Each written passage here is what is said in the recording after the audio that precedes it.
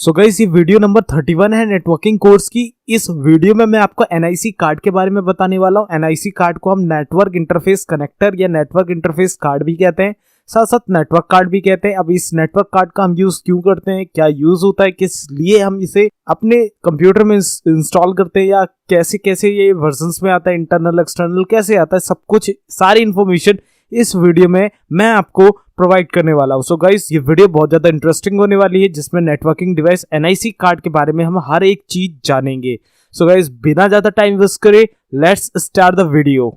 So guys, इस video को शुरू करने से पहले मैं आपको बता दूं, अगर आपने अभी तक गीकी हब को सब्सक्राइब नहीं किया तो काइंडली सब्सक्राइब करके बेल आइकन को ऑल कर लें, ताकि आने वाली कोर्स की कोई भी वीडियो आपसे मिस ना हो। साथ साथ प्लेलिस्ट सेक्शन पे जाके यहाँ पे आप नेटवर्किंग कोर्स की प्लेलिस्ट को एक्सेस कर सकते हैं, बुकमार्क कर सकते हैं, सेव कर सकते हैं, जिससे आने वाली वीडियो तो बिल्कुल आपसे मिस ना हो। और साथ ही साथ आप यहाँ पे और भी बहुत सारे कोर्स यहाँ पे सीख सकते हैं। बहुत सारे कोर्स आपको मैंने यहाँ पे बना के ऑलरेडी दे रखे हैं और फ्यूचर में भी देता रहूंगा।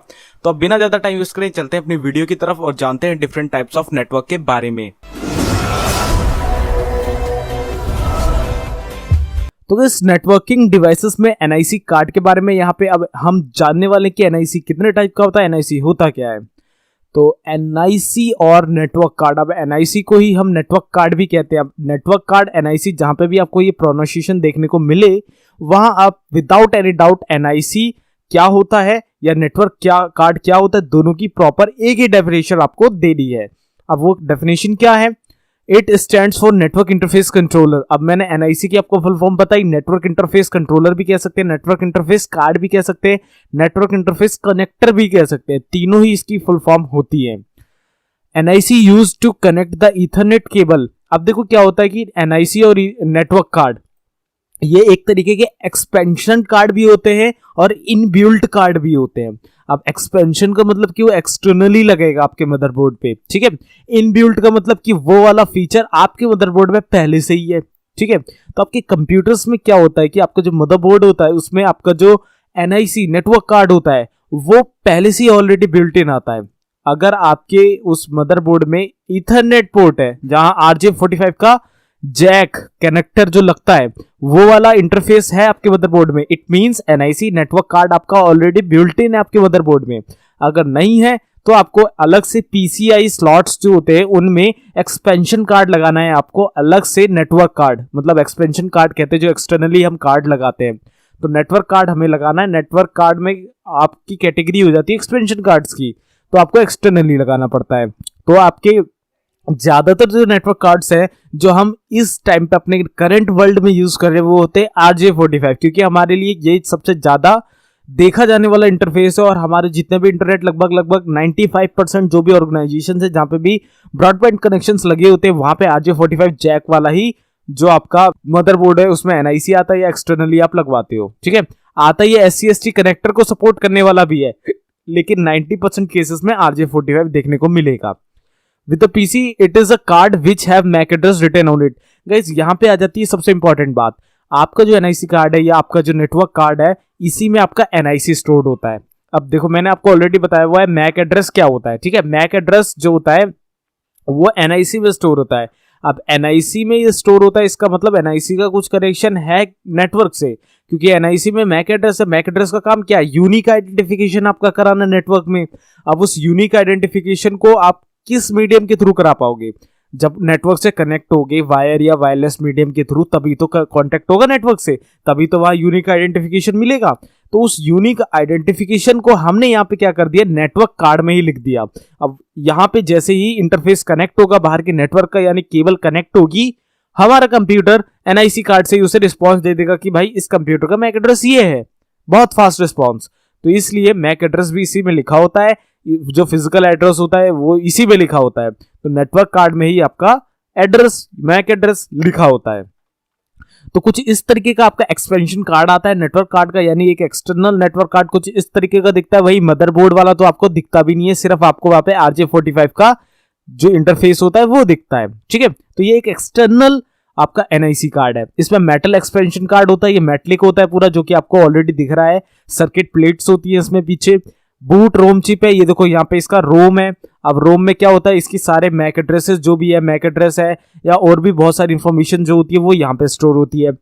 32 बिट PCI कंट्रोलर, ये PCI स्लॉट जो होते हैं हमारे मदरबोर्ड में एक्सटर्नली हम लगाना चाहे तो ये PCI स्लॉट्स में लगता है। तो ये उसका इंटरफेस है कि ये भाई इसे कनेक्ट करना है आपको। ओके, एक्टिविटी LED, जब भी आप RJ45 का इंटरफेस यहाँ पे लगाओगे अपने नेटवर्क केबल के साथ, तब यहाँ पे ग्रीन लाइट जलेगी। वहीं अगर नहीं लगाओगे तो रेड लाइट जलेगी, यानी बैड कनेक्शन, नहीं तो येलो लाइट जलेगी कि आपका अभी कुछ भी कनेक्टेड नहीं है। तो ऐसे एक्टिविटी LED भी लगी होती है इनमें। RJ45 लैन पोर्ट आपका लगा ही होता है। अगर SC/ST कनेक्टर वाला है तो SC/ST कनेक्टर लगे होंगे। तो इस तरीके से ये डिफरेंट पोर्ट्स में आता है, लेकिन 90% केसेस में आपको ईथरनेट पोर्ट यानी RJ45 वाला पोर्ट ही देखने को मिलता है। तो इस तरीके से ये आपकी 5 चीजें होती है जो मेन चीजें हम कहते हैं अपने NIC कार्ड में कि हमारी ये चीजें यहाँ पे होती है। तो यहाँ पे मैंने 5 चीजों के बारे में आपको बता दिया। तो 5 चीज आपकी NIC के अंदर होती है। ऐसा कंपोनेंट आप इसे कंसीडर कर सकते हो नेटवर्क कार्ड का। तो यहाँ पे आप देख लो, जो हमारा NIC है यानी नेटवर्क इंटरफेस कंट्रोलर या कार्ड, वो 2 टाइप में 2 कैटेगरी पे लाई करते हैं। अब एक कैटेगरी आपकी वायरलेस, एक कैटेगरी आपकी वायर्ड NIC। तो वायरलेस में क्या है कि ऑलरेडी आपको वायरलेस से समझ में आ रहा होगा कि यहाँ पे वायर का कोई भी चक्कर नहीं है। तो दोनों को हमने एक्सटर्नली लिया हुआ है, बिल्ट इन भी होते हैं, एक्सटर्नली हम ले रहे हैं यहाँ पे। तो एक्सटर्नली में आपको ये देखो PCI कंट्रोलर वाला स्लॉट देखने को मिल रहा है दोनों में ही। और साथ साथ यहाँ पे थोड़ा सा यहाँ पे चिप्स होती है, यहाँ पे ज्यादा कुछ ऐसी चीजें नहीं होती कि ट्रांजिस्टर्स लगे हैं एक्सटर्नली, कैपेसिटर्स लगे हुए हैं, वैसी सर्किट प्लेट इसमें नहीं होती है। बिल्कुल चिप बेस्ड होती है, जिसमें आपकी किसी में सीमोस होगी, किसी में बायोस स्टोर होगा। इसका बायोस से एक्चुअली इसका जो रूम होता है, जिसमें इसके जो मेन सॉफ्टवेयर होते हैं, मैक एड्रेसेस होते हैं, वो स्टोर होते हैं, फर्मवेयर स्टोर होता है इसका। ठीक है, तो वो कुछ इस तरीके का होता है। वहीं आपका वायर वाला कुछ इस तरीके का होता है, जिसका स्ट्रक्चर मैंने पिछले स्लाइड में आपको बताया। तो वायर में क्या है, आपको RJ45 का यह इंटरफेस देखने को मिलता है, जिसमें आप नेटवर्क केबल लाके लगा सकते हो। वही वायरलेस में कुछ इस तरीके का एंटीना निकला होता है, इस तरीके का आपका एंटीना निकला होता है, जिसकी मदद से आप वायरलेस जो सिग्नल्स आ रहे होते हैं उनको कैच करके उस नेटवर्क में आप कनेक्ट हो सकते हो। बस इतना अंतर है। एक आपके वायरलेस नेटवर्क्स को कैच करने के लिए होता है, एक आपका वायर नेटवर्क्स को अटैच करने के लिए होता है। तो दोनों में ही अंतर है, दोनों ही आपके नेटवर्क कार्ड कहलाते हैं, बिकॉज दोनों ही नेटवर्क में आपको जोड़ने का काम करते हैं। एक का मीडियम है वायर वाला, एक का मीडियम है वायरलेस। तो यहाँ पे आपके टाइप्स ऑफ NIC आ जाते हैं, यानी आपके नेटवर्क इंटरफेस कंट्रोलर कितने टाइप्स में आता है। तो गाइज यहाँ पे 2 टाइप के आते हैं आपके NIC। तो मैं यहाँ पे दूसरा मार्कर ले लेता हूं। तो यहाँ पे सबसे पहला है आपका ईथरनेट NIC। ईथरनेट से हम डायरेक्ट यहाँ से समझ सकते हैं कि ईथरनेट यानी ईथरनेट केबल, यानी ईथरनेट का यहाँ पे रिलेशन क्या है कि एक वायर कम्युनिकेशन, एक वायर नेटवर्क। तो ईथरनेट में आपका वायर मीडियम आएगा। Wire medium provides interface between computer in the local area network and the other network on internet. तो ये इंटरनेट में जो हमारे लोकल नेटवर्क्स होते हैं उनमें कनेक्ट कराने के लिए, जस्ट लाइक जो आपका ISP है वो वायर मीडियम से आपके पास इंटरनेट भेजता है, तो वो एक वायर देता है आपको, और RJ45 जैक लगा के आपके कंप्यूटर के जो पीछे RJ45 का इंटरफेस होता है उसमें आपको प्लग इन कर देता है। तो आपका इंटरनेट चल जाता है IP देने के बाद। तो इस तरीके से आपका ये इंटरफेस होता है, और इस तरीके का आपका NIC कार्ड में ही वो अटैच होता है। जो RJ45 जैक आके लगता है ना, वो आपको लगता तो है कि आपकी CPU में लग रहा है, लेकिन एक्चुअल में वो क्या होता है, वहां पे आपका नेटवर्क कार्ड लगा हुआ है, उसमें वो आपका अटैच हो रहा है। इस तरीके से आपका ये नेटवर्क कार्ड ही होता है जहां पे ये अटैच होता है आपका आके। तो लोकल एरिया नेटवर्क में जो वायर्स आती है नेटवर्क में, हम उसी में कनेक्ट कराते हैं। ठीक है, यहाँ पे डिफरेंट तरीके के स्टैंडर्ड्स हैं बैंडविड्थ के अनुसार। अब बैंडविड्थ और रेंज क्या होती है मैं अगली स्लाइड में बता दूंगा। आप इतना समझ लो 5BST, 10BST, 100BST और गीगाबिट, ये कुछ बैंडविड्थ्स हैं जो कि हम आगे पढ़ेंगे अभी इसी वीडियो में आगे। ठीक है, तो ये ईथरनेट NIC में होते हैं, मैं आगे बताता हूँ इनके बारे में। तो वायरलेस जान लेते हैं, वायरलेस नेटवर्क NIC क्या होता है। Wireless network adapters enable devices to communicate with each other over WiFi और अदर वायरलेस नेटवर्किंग प्रोटोकॉल्स। तो कुछ प्रोटोकॉल्स होती है, कुछ स्टैंडर्ड्स होते हैं, कुछ फ्रीक्वेंसीज होती है, जिनकी मदद से आपको आपके सिस्टम को एक ऐसी एबिलिटी मिल जाती है जो कि आप वायरलेसली कुछ किसी भी नेटवर्क को एक्सेस कर पाए। अब आपका वायरलेस में कुछ प्रोटोकॉल्स वर्क करती हैं। ठीक है, सिक्योरिटी प्रोटोकॉल्स होती है, एक इंक्रिप्शन भी लगता है, आपने CCMP GCMP सुना हो शायद। इसी के साथ साथ वहां पे की जनरेट होती है, हैंडशेक होता है वायरलेस नेटवर्क्स में। इसी के साथ साथ यहाँ पे आपका वायरलेस नेटवर्क में और भी चीजें होती है, स्टैंडर्ड्स होते हैं। IEEE का 802.11an जो कि अभी वायरलेस वाईफाई में चलता है, 802.11an। ठीक है, इस तरीके का स्टैंडर्ड होता है। साथ साथ फ्रीक्वेंसी होती है, जो नॉर्मल वाईफाई होता है वो हमारा 2.4 गीगाहर्ट्ज की फ्रीक्वेंसी पे चलता है। तो इस तरीके से जो भी फ्रीक्वेंसी या स्टैंडर्ड्स या कुछ ऐसी चीजें होती है, प्रोटोकॉल्स होती है, रूल्स होते हैं, उनके आपस में आपको एक ऐसी एबिलिटी प्रोवाइड हो जाए कि आप किसी वायरलेस नेटवर्क को एक्सेस कर पाए, तो वो आपको प्रोवाइड करता है। वो जो एबिलिटी वो प्रोवाइड करने वाला होता है वो नेटवर्क कार्ड होता है। वो कौन सा नेटवर्क कार्ड होता है? वायरलेस वाला नेटवर्क कार्ड होता है। तो कुछ कंप्यूटर्स जो होते हैं, लैपटॉप्स होते हैं, उनमें तो आ जाता है ये एक्सटर्नली बिल्ट इन, लेकिन जो एक्सटर्नली आते हैं, इंटरनली नहीं, एक्सटर्नली जो बाहर से आप लेते हो, या आपके जो डेस्कटॉप्स होते हैं, ज्यादातर में आपको वायरलेस देखने को नहीं मिलता है, वहां पे आपको एक्सटर्नली लगाना पड़ेगा। ठीक है, तो वायरलेस नेटवर्किंग कार्ड आपको ज्यादातर लगवाना ही पड़ता है, जल्दी देखने को नहीं मिलता। तो ये आपको ऐसी एबिलिटी प्रोवाइड कर देते हैं किसी वाईफाई कनेक्शन के साथ आप वायरलेसली कनेक्ट हो पाओ। तो इस तरीके की एबिलिटी प्रोवाइड करने वाला आपका वायरलेस नेटवर्क एनआईसी कहला जाता है। तो इसमें आपकी बैंडविड्थ स्पीड के अनुसार होती है 100 एमबीपीएस या 60 एमबीपीएस, जितने का आपका बैंडविड्थ आपका एनआईसी कार्ड दे रहा है। उसमें भी आपकी डिफरेंट डिफरेंट कैटेगरी आती है, जैसे 50 एमबीपीएस का आपका एनआईसी आएगा, 100 एमबीपीएस का आएगा, 1 जीबीपीएस का आएगा। तो उसकी रेंज के हिसाब से होती है, आप जितना महंगा लोगे उतनी अच्छी बैंडविड्थ आपको देखने को मिलेगी। वहीं इथरनेट में आपकी बैंडविड्थ कुछ इस तरीके की होती है, तो इनके बारे में मैं आपको अगली स्लाइड में बता देता हूं। तो यहाँ पे बैंडविड्थ के बारे में जान लेते हैं, इथरनेट एनआईसी क्लासिफाइड्स, तो इसे हम बैंडविड्थ भी कह सकते हैं। तो 5 बेस टी, अब देखो यहाँ पे मैं आपको क्लियर फंडा बता दूं 5 बेस टी का मतलब क्या है। तो ये जो 5 लिखा है ना, 5 का मतलब है 5 एमबीपीएस, मेगा बिट्स पर सेकेंड। ठीक है, ये आपकी स्पीड हो गई। और जो ये टी लिखा है, टी का मतलब है यहाँ पे पर 1000 मीटर, पर 1000 मीटर, यानी टी का मतलब आप 1000 मीटर मान लो। अगर टी की जगह सपोज कुछ और लिखा होता, जैसे 2 लिखा होता, ठीक है, तो 2 का मतलब यहां होता 200 मीटर्स। 5 लिखा होता इसकी जगह, तो यहां पे 5 का मतलब होता 500 मीटर्स। तो ये लिखा होता है उसके हिसाब से कि आपको वो लिखा क्या है। टी की जगह अगर 2, 3, 4, 5 लिखा है तो उतने ही 100 मीटर्स। अगर सिंपली टी लिखा है तो maximum up to 1000 metre means 1 kilometre. तो ये इसकी बैंडविड्थ होती है। तो 5 एमबीपीएस अप टू 1000 मीटर। इसके बाद आपको रिपीटर लगाना पड़ेगा। तो वायर मीडियम है, ऑफकोर्स अगर इससे ज्यादा ले जाना है तो हमें रिपीटर लगाना पड़ेगा। तो इसकी मैक्सिमम बैंडविड्थ 5 एमबीपीएस होगी, और कहां तक? मैक्सिमम अप टू 1000 मीटर्स तक। इसके बाद आपका डाटा सिग्नल लूज होना चला जाएगा। This standard was developed in 1973 यानी अप्रोक्सीमेटली जब इंटरनेट की शुरुआत हुई थी 2-3 साल के अंदर ही आपका इथरनेट का ये एनआईसी क्लासिफाइड हो गया था इस स्पीड की, इस बैंडविड्थ में। ठीक है, The original protocol was capable of transmitting photograph through a coaxial cable over a distance of about 1000 meters. तो 1000 मीटर्स की रेंज होती थी, जिसको सबसे पहले ट्रांसमिशन फोटोग्राफ से लेके हुआ था। एक पैराग्राफ पूरा का पूरा पैराग्राफ को भेजा गया था कि मतलब ट्रांसमिशन हो रहा है नहीं हो रहा। तो सिंपल टेक्स्ट का पैराग्राफ होता है, तो आप समझ सकते हो कितना आपका उसमें साइज होगा। तो ये बात हम साइड रखते हैं, इतना समझ लेते हैं कि आपका 1000 मीटर्स तक इसकी बैंडविड्थ होती है, 5 एमबीपीएस स्पीड होती है। 1973 में डेवलप किया गया था।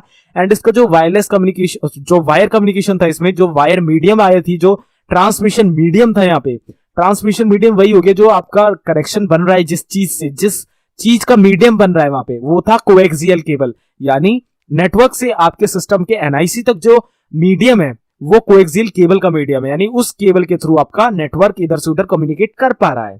तो ये कोएक्सियल केबल पे वर्क करता था।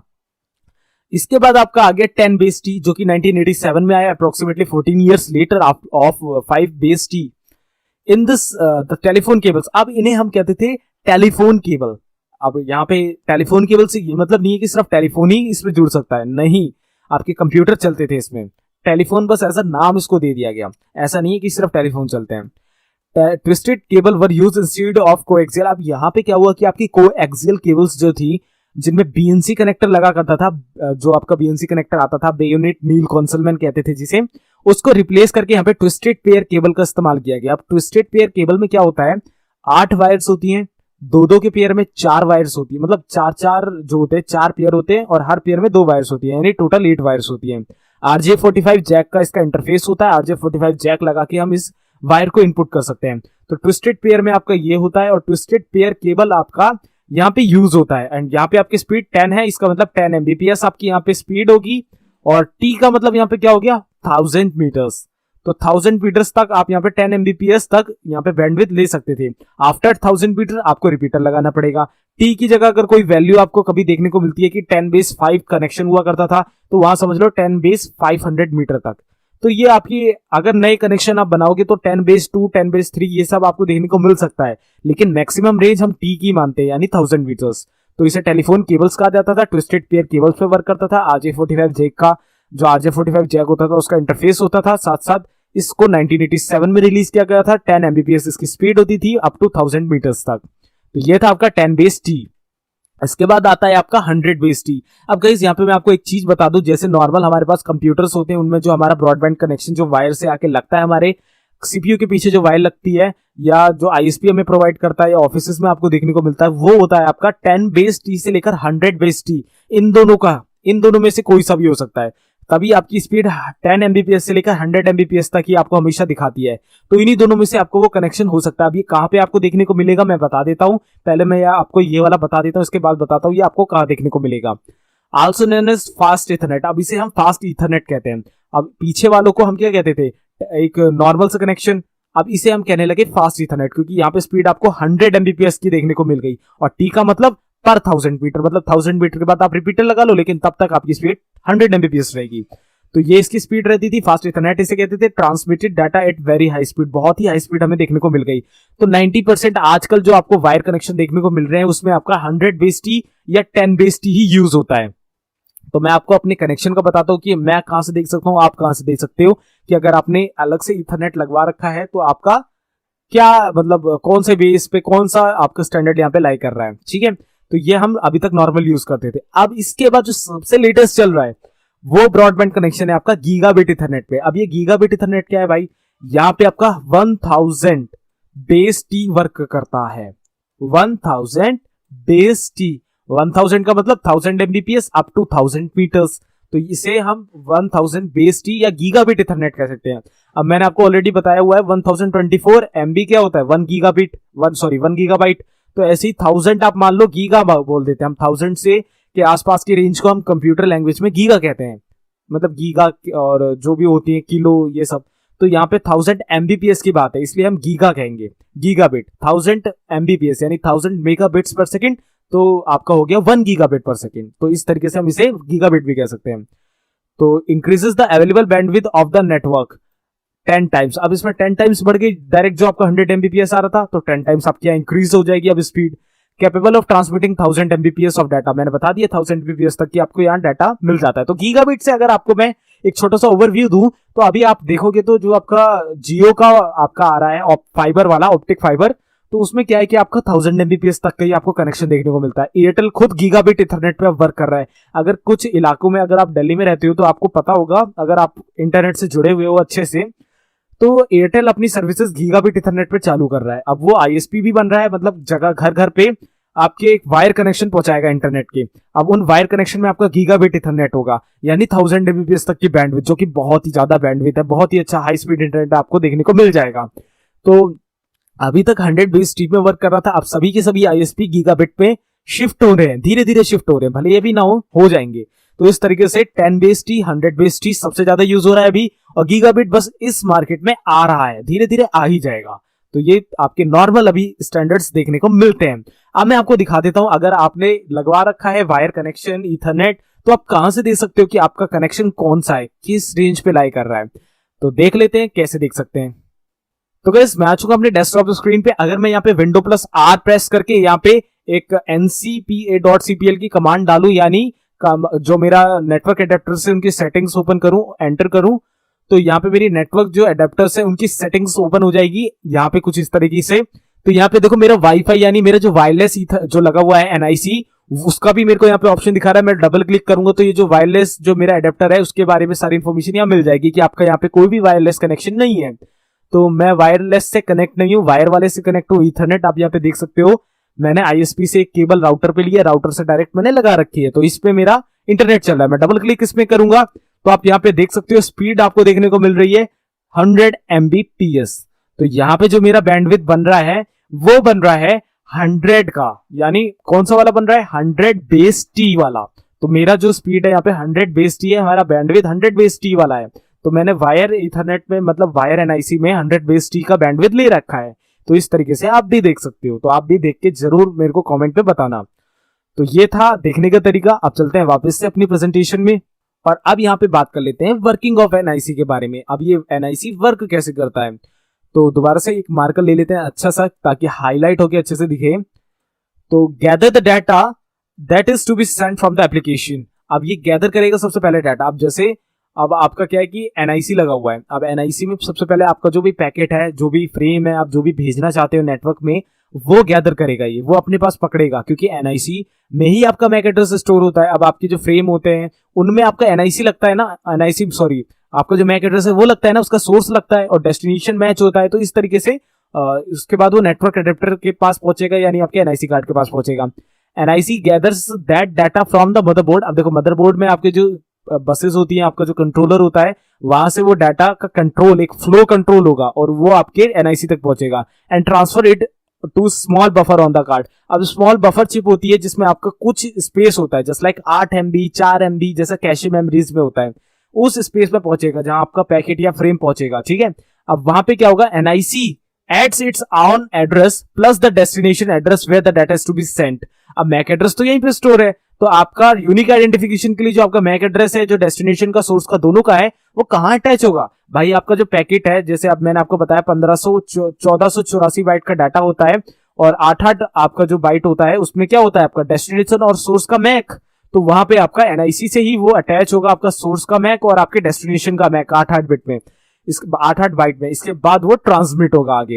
NIC calculate the checksum for the data in the buffer. अब चेकसम देखेगा, हेडर्स देखेगा, जो आपके आईपी के हेडर होंगे वहां पे जो चेकसम होगा कि हाँ भाई इसका स्टैंडर्ड क्या है, इसका जाने का तरीका क्या है, इसमें हमारे जो सोर्स डेस्टिनेशन है वो कैसे दिखा रखा है, पूरा कैलकुलेशन होगा, पूरा एकदम फिलिंग होगी वहां पे। इसके बाद वो the information is then arranged into a frame. अब वो फ्रेम में अरेंज कर दिया जाएगा, जितने भी बाइट का आपका फ्रेम बनेगा वो आराम से उस फ्रेम में अटैच कर दिया जाएगा। इसके बाद उसे ट्रांसमिट कर दिया जाएगा उस RJ45 जो जैक है उसके थ्रू, उस ट्विस्टेड पेयर केबल से निकालकर। इस तरीके से आपका डाटा एनआईसी में आएगा, वहां पे आपका चेकसम चेक होगा, आपका वहां पे जो फ्रेम है या जो भी पैकेट है वहां पे आपका एनआईसी में जो मैक एड्रेस होता है डेस्टिनेशन सोर्स का वो अटैच होगा। इसके बाद उसको एक यूनिक आइडेंटिफिकेशन मिल जाएगा और फिर वो आपका ट्रांसमिट हो जाएगा नेटवर्क में। इसी तरीके से आने में भी होता है, डेस्टिनेशन और वो सब चेक कहां होगा, यहीं पे होगा, एनआईसी में ही होगा, क्योंकि यहीं पे आपका मैक होता है। तो मैक से रिलेटेड सभी काम यहीं पे होता है, यहीं से आपका पोर्ट फॉरवर्डिंग का जो मैक एड्रेस है वो यहीं से नोट करा जाता है। तो हर एक चीज एक दूसरे से जुड़ी हुई होती है नेटवर्किंग में। अब यहाँ पे जान लेते हैं steps followed by NIC. NIC क्या क्या स्टेप फॉलो करता है किसी भी काम को करने के लिए। Network application retrieve the data being Saint. अब नेटवर्क एप्लीकेशन है, जो आपका एप्लीकेशन है वो रिट्राइव करेगा डाटा जो भी सेंड होना है, जो भी भेजना है एक जगह से दूसरी जगह। ठीक है, the NIC puts the address of the other computer onto the data. अब मैक एड्रेस जो है अपना सोर्स का भी डेस्टिनेशन का भी आपका एप्लीकेशन में आ गया, आपके एनआईसी में आ गया वो डाटा। अब वो दोनों को अटैच कर देगा, सोर्स को भी डेस्टिनेशन को भी, ताकि यूनिक आइडेंटिफिकेशन बने। फिर क्या होगा, the NIC calculates the error. जो एरर से वो कैलकुलेट करेगा कोई फ्रेम मिस तो नहीं है, ये देखेगा, सोर्स और डेस्टिनेशन सही से अटैच हुआ है नहीं हुआ है, ये सब देखेगा।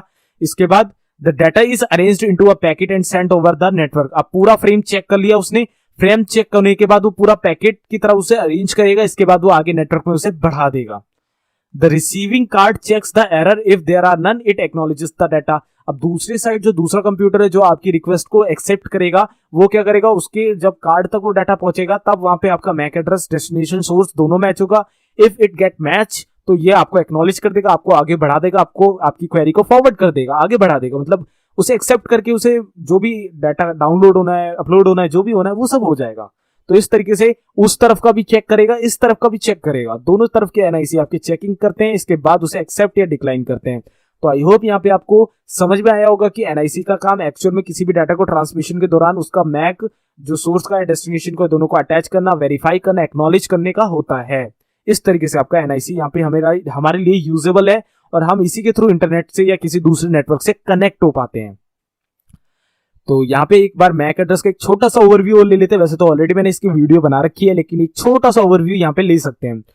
NIC has unique identifier called media access control MAC address। तो आपकी MAC address की फुल फॉर्म होती है media access control and it is a unique 12-digit number having alphanumerical digits and having a unique identification across the globe or across the world। इसका जो number आपको मिलता है once at a life, आपकी पूरी life में once at a time, मतलब एक ही बार मिलता है, कभी भी वो चेंज नहीं होता, कभी भी वो रिप्लेस नहीं होता। आपके लाइफ टाइम में आपके इस डिवाइस के लिए वो सिंपल एक ही रहेगा, सेम रहेगा। तो एक्चुअल में जो आपका मैक एड्रेस है वो 32 बिट से लेकर 128 बिट्स के बीच में लाई करता है। 32 बिट्स का भी आता है, 128 बिट्स का भी आता है, लेकिन जो ये बाकी के मैक एड्रेसेस हैं वो कुछ ऐसे डिवाइसेस के होते हैं जो कि शायद इंटरनेट से यूज हम नहीं कर सकते। एनआईसी में हम ज्यादातर यूज नहीं करते। जस्ट लाइक आपका अब आपने देखा होगा बहुत सारी चीजें ऑनलाइन इंटरनेट से कनेक्ट हो जाती है, सीसीटीवी हो जाती है, गाड़ियां इवन आजकल आने लगी हैं। इन सब चीजों में जो आपका मैक एड्रेस होता है वो आपका 32 से 128 के बीच में लाई करता है। लेकिन जो हमारा नॉर्मल जो कंप्यूटर्स में लगा रहता है, जो हमारा कंप्यूटर में एनआईसी कार्ड्स होते हैं, उनका जो मैक एड्रेस होता है वो 48 बिट का होता है, हमेशा 48 बिट का ही होगा। When written और 6 2 डिजिट हेक्साडेसिमल नंबर, तो इसे हम अल्फा न्यूमेरिकल नंबर कहते हैं, और जो ये नंबर की फॉर्म होती है वो होती है हेक्साडेसिमल फॉर्म। ठीक है, इसमें क्या होता है, आपके 12 डिजिट्स होती हैं, तो आपके 6 पेयर्स होते हैं, दो के 6 पेयर्स, 1 2 3 4 5 6, 6 पेयर्स होते हैं, अल्फाबेट भी होते हैं, नंबर भी होते हैं, इसीलिए इसे कहते हैं alpha numerical. First part identifies the manufacturer. अभी जो लाल पार्ट है, इससे ये आपको जो, अगर आपका रियल टेक का मैन्युफैक्चरर है तो हमेशा सेम रहेगा, डी लिंक का मैन्युफैक्चरर है तो हमेशा सेम रहेगा। बाकी इन 6 डिजिट्स में आपके नंबर चेंज होते रहते हैं। ये होते हैं आपके सीरियल नंबर यानी मॉडल नंबर पे, ये होते हैं मैन्युफैक्चरर नंबर। ठीक है, आई होप क्लियर हो गया होगा। इस तरीके से देखो, second part is unique for each NIC, ये हमेशा यूनिक रहेगा, ये आपका सेम भी हो सकता है। तो इस तरीके से आपका पूरा मैक एड्रेस होता है, तो ये आपको नेटवर्क में एक यूनिक आइडेंटिफिकेशन प्रोवाइड करता है। तो आई होप मैक एड्रेस तो आपको मैंने पहले भी बता रखा है, क्लियर हो गया होगा दोबारा से।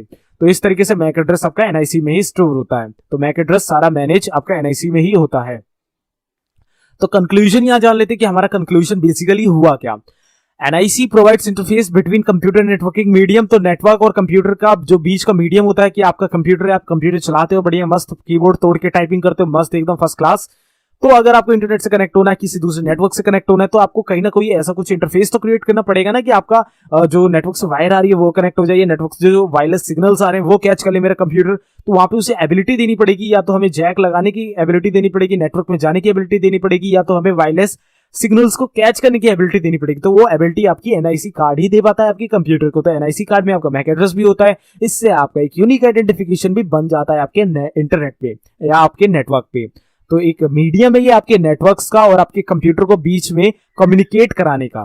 ठीक है, it prepares, sends and controls data flow across the network. अब यहाँ पे जो आपका डाटा फ्लो हो रहा है, जो कम्युनिकेशन के दौरान इधर उधर से इंफॉर्मेशन एक्सचेंज हो रही है, वो आपका जो फ्रेम है, वो जो आपका पैकेट है, उसमें जो आपका मैक एड्रेस है, सोर्स डेस्टिनेशन का काम करना, इसी के साथ साथ यूनिक आइडेंटिफिकेशन करना, सेंड करना, रिसीव करना, और उनमें हो रहे एरर, चेकसम्स, हेडर्स, इन सब को चेक करना, उनके फ्लो कंट्रोल को चेक करना, मैनेज रखना, एनआईसी का कार्ड होता है, एनआईसी कार्ड का काम होता है, सॉरी।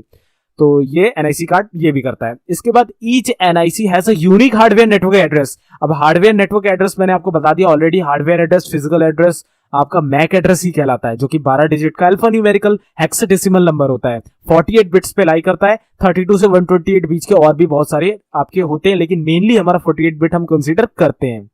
ठीक है, have profound effect on the overall network performance. अब आपकी बिल्ड क्वालिटी पे डिपेंड करता है, आपके उस नेटवर्क कार्ड की क्वालिटी पे डिपेंड करता है कि आपका नेटवर्क अगर वायरलेस नेटवर्क वाला है तो आपका कितनी अच्छे से उसकी बैंडविड्थ कैच कर पाएगा, कितने अच्छे से कम्युनिकेशन दे पाएगा, कितनी हाई परफॉर्मेंस वाला है, कि यहाँ पे कोई प्रॉब्लम नहीं आने वाली। बिल्ड क्वालिटी पे डिपेंड होता है एक्चुअल में, और मतलब इन सब चीजों पे क्वालिटी पे डिपेंड करता है कि आपका नेटवर्क कार्ड कितना आपका मैनेज कर सकता है, नेटवर्क को हैवी लोड मैनेज कर सकता है, नहीं कर सकता है, बहुत सारी रिक्वेस्ट एक साथ में एक्सेप्ट कर सकता है, नहीं कर सकता है, कितना डाटा एक बार में हाई बैंडविड्थ के साथ भेज सकता है, नहीं भेज सकता है। इस तरीके पे ये सारी चीजें डिपेंडेंट होती हैं। तो आई होप यहाँ पे एनआईसी के बारे में आपको इन्फॉर्मेशन मिल गई होगी कि एनआईसी क्या होता है, क्या क्या चीजें होती है, इसमें क्या काम होता है एनआईसी का। तो वायर और वायरलेस दोनों आते हैं, तो जो भी एबिलिटी आपके कंप्यूटर को वायरलेस या वायर के थ्रू मिल रही है, जो आप इंटरनेट चला पा रहे हो, वो आपका एनआईसी कार्ड की बदौलत ही चला पा रहे हो, क्योंकि वही आपका एक ऐसा यहाँ पे रिसीवर बैठा हुआ है आपके कंप्यूटर में, जो कि आपके इंटरनेट को वायर मीडियम के थ्रू या वायरलेस मीडियम के थ्रू कैच कर पा रहा है और आपको उसका रिजल्ट दे पा रहा है। तो आई होप एनआईसी के बारे में यहाँ पे आपको लगभग सभी इंफॉर्मेशन मिल गई होगी। So I hope guys you got the point of the video। इस वीडियो में दी गई नेटवर्क इंटरफेस कंट्रोल के बारे में सभी इंफॉर्मेशन आपको अच्छे से क्लियर हुई होगी। अगर क्लियर हुई है, थोड़ी सी भी नॉलेज मिली, तो एक लाइक कर देना। वीडियो को कोई भी क्वेश्चन हो, सुझाव हो, नीचे कमेंट करना मत भूलिएगा। एंड इसी के साथ साथ इस वीडियो कोर्स को शेयर करना चाहो तो शेयर कर सकते हो। पूरा नेटवर्किंग का कोर्स एक्सेस नहीं किया है तो नीचे लिंक डिस्क्रिप्शन पे जाके पूरा कोर्स एक्सेस करो, शुरू से लेकर एंड तक सारी वीडियोस देखो, ताकि एक्सपर्ट बन जाओ आप नेटवर्किंग कोर्स पे। सीसीएनए जैसे कोर्स देखने के लिए चैनल सब्सक्राइब कर दो। जस्ट इसके बाद में सीसीएनए का कोर्स बहुत जल्द लाने की पूरी कोशिश करूंगा। गाइस अगली वीडियो में हम पढ़ेंगे मॉडेम के बारे में। तो गाइस तब तक के लिए goodbye, take care, stay healthy and जय हिंद।